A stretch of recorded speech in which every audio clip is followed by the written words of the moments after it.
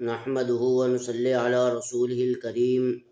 اعوذ بالله من الشيطان الرجيم بسم الله الرحمن الرحيم يا أيها الذين آمنوا اتقوا الله حق تقاته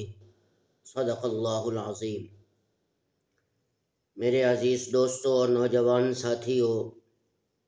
آج میں آپ کے سامنے خاص طور پر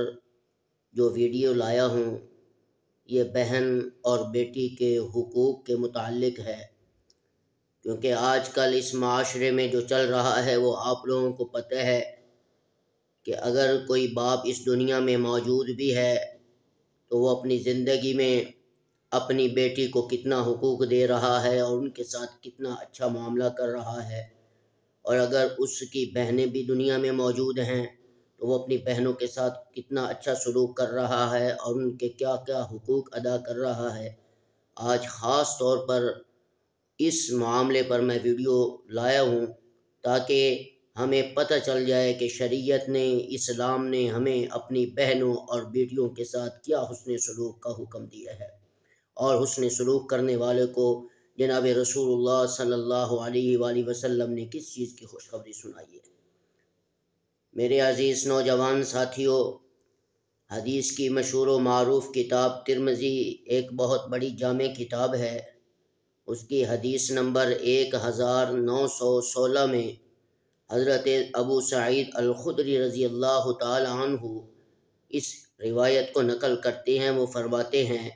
کہ جناب رسول اللہ صلی اللہ علیہ وآلہ وسلم نے ارشاد فرمایا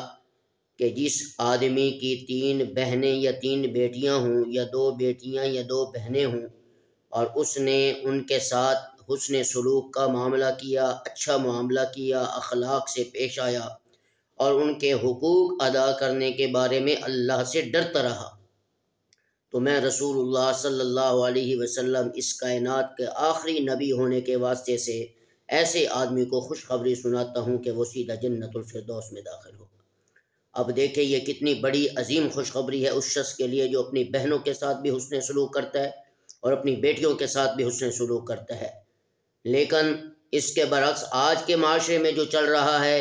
باپ موجود ہے لیکن اپنی بیٹیوں کے ساتھ اچھا معاملہ نہیں کرتا، اپنی بہنوں کے ساتھ شرعی حقوق کا معاملہ صحیح نہیں کرتا، اور اگر باپ اچھا ہوتا ہے تو اس کے بعد اس کے بیٹے اپنی بہنوں کے اور جو ہے وہ وراثت جو ہوتی ہے وہ اس کو ضبط کر لیتے ہیں، لڑائیاں بعد میں چلتی ہیں۔ لہذا رسول اللہ صلی اللہ علیہ وسلم نے یہ بات امت کو بتا دی ہے کہ جو شخص اگر مرتے وقت اس نے مرنے سے پہلے اگر اپنی اولاد کے لیے اگر وراثت جو ہے وہ وصیت نہ کی، کسی وراثت کی بھی کسی چیز کی، اور وہ مر گیا سے، تو وہ جہنم میں جائے گا، جنت میں داخل نہیں ہوگا، وہ گنہگار شمار ہوگا۔ لہٰذا ہر شخص کو چاہیے کہ اپنے مرنے سے پہلے وہ اپنی اولاد کے لیے جو بھی اس کو اللہ تعالیٰ نے دیا ہے مال، اس میں سے ان کا حصہ مقرر کرے، ان کے لیے وصیت کرے، تاکہ مرنے کے بعد جو ہے وہ بعد میں لڑائیوں کا سلسلہ جاری نہ ہو، اور بھائی اپنی وراثت کو سنبھالیں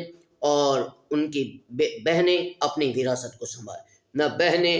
بھائیوں کی وراثت پر قبضہ کریں جائیداد پر، نہ بھائی اپنی بہنوں کی وراثت پر قبضہ کریں جیسے آج کل چل رہا ہے۔ یہ معاملہ اس وجہ سے چلتا ہے کہ انسان شریعت سے دور ہے، اسلام سے ناواقف ہے، دین سے ناواقف ہے، قرآن سے ناواقف ہو چکا، حدیث رسول اللہ صلی اللہ علیہ وسلم سے ناواقف ہو چکا، اور اسے پتہ ہی نہیں ہے کہ اسلام نے امت کو کیا کیا سبق دیے ہیں زندگی گزارنے کے، اور کیا کیا حقوق بیان کیے ہیں۔ اگر ہم اس دین کو سمجھیں اور اہل علم لوگوں سے، ارباب عقل مند لوگوں سے اگر ہم یہ مسئلے مسائل سمجھیں گے، سنیں گے، اور علماء سے اپنی محبت کا اظہار کریں گے، تب جا کے ہمیں ان حقوق کا پتہ چلے گا۔ ایسے ہی ساری زندگی جاہلیت میں گزر گئی، نہ حقوق کا پتہ چلے گا، نہ بہنوں کے حقوق کا پتہ چلے گا، نہ بیٹیوں کے حقوق کا پتہ چلے گا، کسی چیز کا بھی حقوق کا پتہ نہیں چلے گا۔ پھر ہماری دنیا بھی برباد اور ہماری قبر بھی خراب اور ہماری آخرت ویسے ہی خراب ہو جائے گی۔